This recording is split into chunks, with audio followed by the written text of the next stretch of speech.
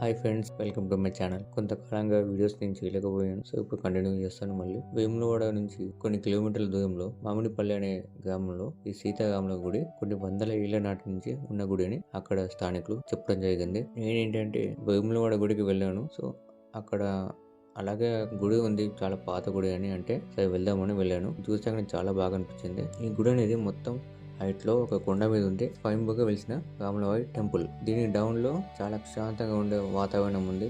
పొలాలు, చుట్టూ పొలాలు, చాలా పీస్ఫుల్ గా అనిపిస్తుంది.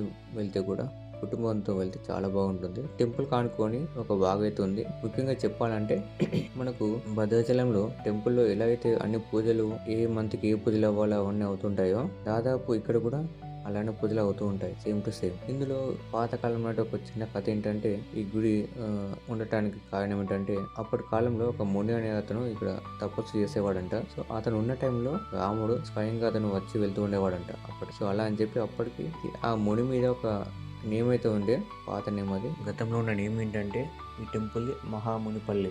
సో ఇది రాను రాను మామిడిపల్లిగా మారింది.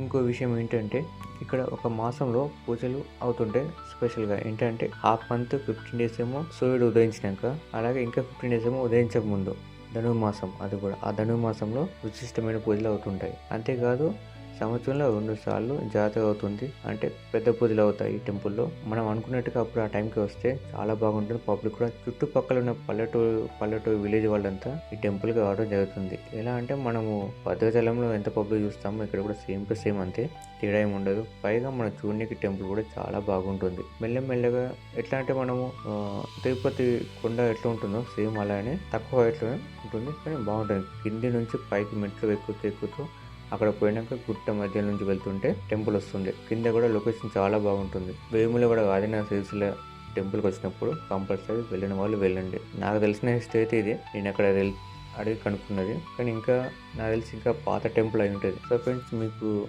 తెలిసిన విషయాలు ఏమైనా ఉంటే కామెంట్ చేయండి ప్లీజ్ టెంపుల్ గురించి. Thank you friends.